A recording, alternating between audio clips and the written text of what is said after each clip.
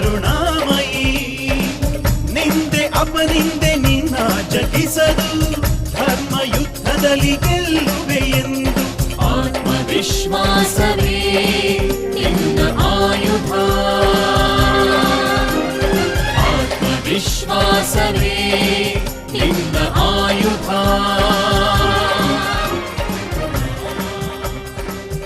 ಸ್ವಾತಂತ್ರ್ಯ ನಂತರದ 60 ವರ್ಷಗಳಲ್ಲಿ ರಾಷ್ಟ್ರವು ಕಂಡರಿಯದಂತಹ ಅಭೂತಪೂರ್ವ ಸರ್ಕಾರ 2006 ಫೆಬ್ರವರಿ 3ರಂದು ಕರ್ನಾಟಕದಲ್ಲಿ ಅಧಿಕಾರಕ್ಕೆ ಬಂತು. ರಾಜ್ಯದ ಸರ್ವತೋಮುಖ ಅಭಿವೃದ್ಧಿ ಎಂಬ ಮೂಲ ಮಂತ್ರದೊಂದಿಗೆ ವಿಧಾನಸೌಧದ ಮೆಟ್ಟಿಲೇರಿದ ಮುಖ್ಯಮಂತ್ರಿ ಕುಮಾರಸ್ವಾಮಿಯವರು ರಾಜ್ಯದ ಉನ್ನತಿಗೆ ಕಂಡ ಕನಸು ಅಪಾರ. ದೇವೇಗೌಡನ ಹೋರಾಟದ ಕೆಚ್ಚು ನಿನ್ನ ಜೀವನದಲ್ಲಿ ಅಳವಡಿಸ್ಕೋ, ನಿನ್ನನ್ನು ಯಾರು ಎದುರಿಸಕ್ಕಾಗಲ್ಲ. ಆತ್ಮವಿಶ್ವಾಸವನ್ನೇ ಬಂಡವಾಳವನ್ನಾಗಿಸಿಕೊಂಡು ಅಭಿವೃದ್ಧಿಪರ ಚಿಂತನೆಗಳಿಗೆ ಚಾಲನೆ ನೀಡಿದ ಯುವ ಮುಖ್ಯಮಂತ್ರಿ ಕುಮಾರಸ್ವಾಮಿಯವರು ಜನತಾ ದರ್ಶನ, ಗ್ರಾಮ ವಾಸ್ತವ್ಯ, ಬಡ ಜನರನ್ನು ಬಾಧಿಸುತ್ತಿದ್ದ ಸಾರಾಯಿ ಮತ್ತು ಲಾಟರಿ ನಿಷೇಧ, ರೈತರ ಸಾಲ ಮನ್ನಾದಂತಹ ದಿಟ್ಟ ಹೆಜ್ಜೆಗಳನ್ನಿಟ್ಟರು. ಈ ರಾಜ್ಯದ 20 ತಿಂಗಳ ಆಡಳಿತವನ್ನು ನಡೆಸ್ತಕ್ಕಂಥ ಒಂದು ಸನ್ನಿವೇಶದಲ್ಲಿ ನನ್ನ ಜೀವನದಲ್ಲಿ ಮರೆಯಲಿಕ್ಕೆ ಆಗದೇ ಇರತಕ್ಕಂಥ ಹಲವಾರು ನೆನಪುಗಳನ್ನು ತುಂಬಿಕೊಂಡಿದ್ದೇನೆ. ಹಿಂದಿನ ಸರ್ಕಾರಗಳ ಬಂಡವಾಳಶಾಹಿ ಧೋರಣೆಯಿಂದ ಸಂಕಷ್ಟದಲ್ಲಿ ಮುಳುಗಿದ್ದ ರೈತರ ಆಕ್ರಂದನ ಮುಗಿಲು ಮುಟ್ಟಿತ್ತು. ರೈತಾಪಿ ವರ್ಗ ಆತ್ಮಹತ್ಯೆಗೆ ಮೊರೆ ಹೋಗುತ್ತಿದ್ದ ಘಟನೆಗಳು ಸರ್ವೇ ಸಾಮಾನ್ಯವಾಗಿತ್ತು. ಯಾತಕ್ಕೋಸ್ಕರ ರೈತರು ಆತ್ಮಹತ್ಯೆ ಮಾಡ್ಕೊತಾ ಇದ್ದಾರೆ? ಈ ದೇಶಕ್ಕೆ ಅನ್ನ ಕೊಡ್ತಕ್ಕಂಥ ಅನ್ನದಾತ ಅಂತ ಹೇಳ್ತೀವಿ ನಾವು, ವೇದಿಕೆಯ ಮೇಲೆ ಬಾಯಿ ತುಂಬಾ ಹರಿಸ್ತೀವಿ. ಏನ್ ಮಾಡಿದೀವಿ ರೈತರಿಗೆ 60 ವರ್ಷದ ಇತಿಹಾಸದಲ್ಲಿ? ಗ್ರಾಮಾಂತರ ಪ್ರದೇಶ, ಅದರಲ್ಲೂ ರೈತಾಪಿ ವರ್ಗದ ಪರ ಅಪಾರ ಕಾಳಜಿ ಹೊಂದಿದ್ದ ಕುಮಾರಸ್ವಾಮಿಯವರ ಸರ್ಕಾರವು ರೈತ ಸಮೂಹದ ಏಳಿಗೆಗೆ ಕಾಯ ವಾಚ ಮನಸ್ಸಾ ಶ್ರಮಿಸಿ ರೈತರ ಆತ್ಮವಿಶ್ವಾಸ ಹೆಚ್ಚಿಸುವ ಸಲುವಾಗಿ ರೈತರೊಂದಿಗೆ ನಡೆಸಿದ ಸಂವಾದ ಕಾರ್ಯಕ್ರಮ ರೈತರ ಕಷ್ಟ ಕಾರ್ಪಣ್ಯಗಳ ಬಗ್ಗೆ ಅರಿಯುವ ಪ್ರಾಮಾಣಿಕ ಪ್ರಯತ್ನ. ಇದು ರೈತರಲ್ಲಿ ಸರ್ಕಾರ ತಮ್ಮೊಂದಿಗಿದೆ ಎಂಬ ಭಾವನೆಯನ್ನು ಮೂಡಿಸಿತು. ಕೇವಲ ಸಂವಾದದಿಂದ ಮಾತ್ರ ಸಮಸ್ಯೆ ಪರಿಹಾರ ಆಗದು ಎಂಬ ಅರಿವಿದ್ದ ಕುಮಾರಸ್ವಾಮಿಯವರು ಸಾಲ ಮನ್ನಾದಂತಹ ಯೋಜನೆಯ ಜಾರಿಗೆ ಚಿಂತಿಸಿದರು. ಇದಕ್ಕೆ ಮಿತ್ರ ಪಕ್ಷಗಳ ತೀವ್ರ ವಿರೋಧ ವ್ಯಕ್ತವಾಯಿತು. ಸರ್ಕಾರ ಪತನ ಬೆದರಿಕೆಯೂ ಎದುರಾಯಿತು. ಇದ್ಯಾವುದನ್ನು ಲೆಕ್ಕಿಸದೆ ಕುಮಾರಸ್ವಾಮಿಯವರು ಸಾಲ ಮನ್ನಾದಂತಹ ರೈತಪರ ನಿರ್ಧಾರವನ್ನು ಕಾರ್ಯರೂಪಕ್ಕೆ ತಂದರು. 25,000 ರೂಪಾಯಿವರೆಗಿನ ರೈತರ ಸಾಲ ಮನ್ನಾ ಮತ್ತು 4% ಬಡ್ಡಿ ದರದಲ್ಲಿ ಹೊಸ ಸಾಲ ಮಂಜೂರಾತಿ. ಇದು ಅವರ ಇಚ್ಛಾಶಕ್ತಿಯನ್ನು ಪ್ರತಿಬಿಂಬಿಸುತ್ತದೆ. ರೈತರ ಬದುಕು ದುಸ್ತರವಾದಂಥ ಸನ್ನಿವೇಶವನ್ನು ನಾವೇನು ಕಂಡುವು, ನಮ್ಮ ಸರ್ಕಾರದಲ್ಲಿ ನಾನು ತೆಗೆದುಕೊಂಡಂಥ ಹಲವಾರು ನಿರ್ಧಾರಗಳಲ್ಲಿ ರೈತರಿಗೆ ಹೆಚ್ಚಿನ ಆದ್ಯತೆಯನ್ನು ಕೊಟ್ಟಿದ್ದೇವೆ.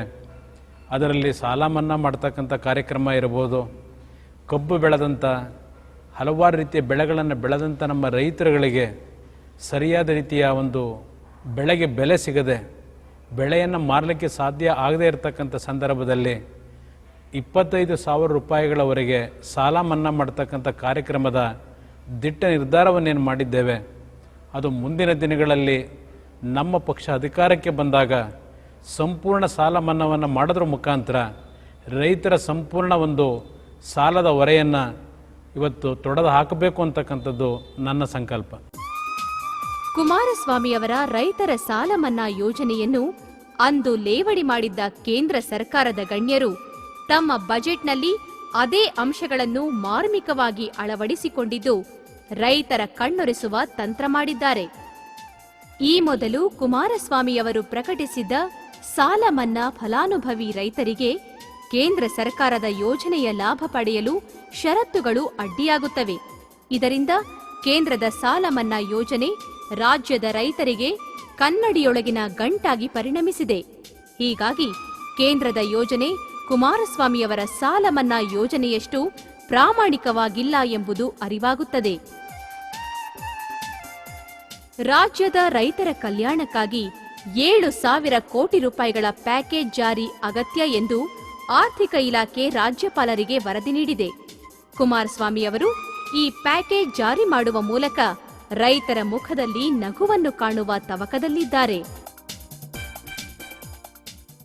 ಜನತಾ ದರ್ಶನದಲ್ಲಿ ಬಡವರ ಬಗ್ಗೆ ಏನ್ ಕಾರ್ಯಕ್ರಮ ತರಬೇಕು ಅನ್ನೋದನ್ನ ಈ ಸರ್ಕಾರಕ್ಕೆ ಅರಿವು ಮೂಡಿಸ್ತಕ್ಕಂಥ ಕೆಲಸವನ್ನ ಈ ದೇಶದ, ಈ ರಾಜ್ಯದ ಆ ಬಡ ವರ್ಗದ ಜನ ಏನಿದ್ದಾರೆ, ಧ್ವನಿ ಇಲ್ಲದೆ ಇರತಕ್ಕಂಥವ್ರು, ಅವರಿವತ್ತು ನನಗೆ ಅರಿವು ಮೂಡಿಸಿರ್ತಕ್ಕಂಥದ್ದು, ಅವ್ರಿಗೆ ನಿಜಕ್ಕೂ ನಾನು ಕೃತಜ್ಞತೆ ಸಲ್ಲಿಸಬೇಕಾಗ್ತದೆ. ನಾನು ಅಂಗವಿಕಲರು ಮತ್ತು ವಯೋವೃದ್ಧರು ತಮ್ಮ ನೋವನ್ನು ನೇರವಾಗಿ ತೋಡಿಕೊಳ್ಳಲು ಅನುಕೂಲವಾಗುವಂತೆ ಅಧಿಕಾರಶಾಹಿ ವಿಳಂಬ ನೀತಿಯನ್ನು ಹತ್ತಿಕ್ಕಲು ರೂಪಿಸಿದ ಮಹತ್ವಪೂರ್ಣ ಚಿಂತನೆಯೇ ಜನತಾ ದರ್ಶನ. ಈ ಚಿಂತನೆಯನ್ನು ಸಮರ್ಪಕವಾಗಿ ಕಾರ್ಯರೂಪಕ್ಕೆ ತಂದ ಕುಮಾರಸ್ವಾಮಿಯವರು ಸಾರ್ವಜನಿಕರ ಸಮಸ್ಯೆಗಳಿಗೆ ಸ್ಥಳದಲ್ಲಿಯೇ ಪರಿಹಾರ ರೂಪಿಸುವ ಮೂಲಕ ನಿಜ ಜನನಾಯಕ ಎನಿಸಿಕೊಂಡಿದ್ದಾರೆ. ಜನತಾ ದರ್ಶನದಲ್ಲಿ ಬಂದ 20 ಲಕ್ಷಕ್ಕೂ ಅಧಿಕ ಅರ್ಜಿಗಳಲ್ಲಿ 70% ಅರ್ಜಿಗಳಿಗೆ ಪರಿಹಾರ. ಹೀಗೆ ಕುಮಾರಸ್ವಾಮಿಯವರು ಹಗಲು ರಾತ್ರಿ ಎಂಬ ಪರಿವೇ ಇಲ್ಲದೆ 18 ಗಂಟೆಗಳ ಕಾಲ ಸತತ ಜನತಾ ದರ್ಶನ ನಡೆಸಿದ ಉದಾಹರಣೆಗಳಿವೆ. ಆರಂಭದಲ್ಲಿ ವಾರದಲ್ಲಿ 1 ದಿನ ಎಂಬಂತೆ ಆರಂಭವಾದ ಜನತಾ ದರ್ಶನ ನಂತರ ಕುಮಾರಸ್ವಾಮಿಯವರ ಸುತ್ತಮುತ್ತ ಪ್ರತಿದಿನ ಪ್ರತಿಕ್ಷಣ ಜನತಾ ದರ್ಶನದಂತಹ ವಾತಾವರಣವೇ ನಿರ್ಮಾಣವಾಗುತ್ತಿತ್ತು. ಜನತಾ ದರ್ಶನದಲ್ಲಿ ಕುಮಾರಸ್ವಾಮಿಯವರು ಸಾರ್ವಜನಿಕರೊಂದಿಗೆ ಬೆರೆಯುತ್ತಿದ್ದ ಪರಿ, ಅವರ ಸರಳತೆ, ಸ್ಥಳದಲ್ಲಿಯೇ ಸ್ಪಂದಿಸುತ್ತಿದ್ದ ಶೈಲಿ, ಸಂತೈಸುತ್ತಿದ್ದ ಬಗೆಯಿಂದ ಅವರ ಹೃದಯವಂತಿಕೆ ಮತ್ತು ವಿಶಾಲ ಮನೋಭಾವದ ಅರಿವಾಗುತ್ತದೆ. ಹಲವಾರು ಸಂದರ್ಭಗಳಲ್ಲಿ ಗ್ರಾಮ ವಾಸ್ತವ್ಯದ ಕಾರ್ಯಕ್ರಮಗಳಲ್ಲಿ ಮಧ್ಯರಾತ್ರಿಯ ಸಂದರ್ಭದಲ್ಲೂ ಅವರ ಸಮಸ್ಯೆಗಳು, ಅವರ ಸಂಕಷ್ಟಗಳ ಬಗ್ಗೆ ನನ್ನ ಮುಂದೆ ಚರ್ಚೆಯನ್ನು ಮಾಡಿದಾಗ ನನ್ನ ಕಣ್ತುಂಬಿ ಬಂದಿರತಕ್ಕಂಥ ಪ್ರಕರಣಗಳು ಹಲವು. ಜನತಾ ದರ್ಶನ ಹಳ್ಳಿಗಾಡು ಜನರಿಗೆ ಕೈಗೆಟುಕದಂತಾದಾಗ ರೂಪಿತವಾದುದು ಗ್ರಾಮ ವಾಸ್ತವ್ಯ. ಮುಖ್ಯಮಂತ್ರಿಯೇ ಗ್ರಾಮವಾಸಿಗಳ ಮನೆ ಬಾಗಿಲಿಗೆ ಹೋಗಿ ಕಷ್ಟ ಕಾರ್ಪಣ್ಯಗಳಿಗೆ ಸ್ಥಳದಲ್ಲಿಯೇ ಪರಿಹಾರ ಮಾಡುವ ಈ ಯೋಜನೆ ಹಿರಿಯ ನಾಯಕರನ್ನು ನಿಬ್ಬೆರಗಾಗಿಸಿತ್ತು. ದೊರೆತನಕ ದೂರು ಎಂಬುದು ಹಳೆಯ ಮಾತು. ಆದರೆ ಕುಮಾರಸ್ವಾಮಿಯವರು ತಮ್ಮ ಕಾರ್ಯಶೈಲಿಯಿಂದ ದೂರಿದ್ದಲ್ಲಿಗೇ ದೊರೆ ಎಂಬುದನ್ನು ಸಾಧ್ಯವಾಗಿಸಿದ ಏಕೈಕ ರಾಜಕಾರಣಿ. ಗ್ರಾಮಾಂತರ ಪ್ರದೇಶದ ಜನತೆಯ ಬಗ್ಗೆ ಅಧಿಕಾರಿಗಳು ನಿರ್ಲಕ್ಷ್ಯ ಮನೋಭಾವ ಪ್ರದರ್ಶಿಸುತ್ತಿದ್ದ ಕಾಲದಲ್ಲಿ ಮುಖ್ಯಮಂತ್ರಿಯೇ ಮನೆ ಬಾಗಿಲಿಗೆ ಬಂದಾಗ ಗ್ರಾಮೀಣ ಜನತೆಯಲ್ಲಿ ತಮ್ಮ ಹಕ್ಕಿಗಾಗಿ ಆಗ್ರಹಿಸುವ ಜಾಗೃತಿ ಮೂಡಿತು. ಇದೇ ನಿಜವಾದ ಅಧಿಕಾರ ವಿಕೇಂದ್ರೀಕರಣ.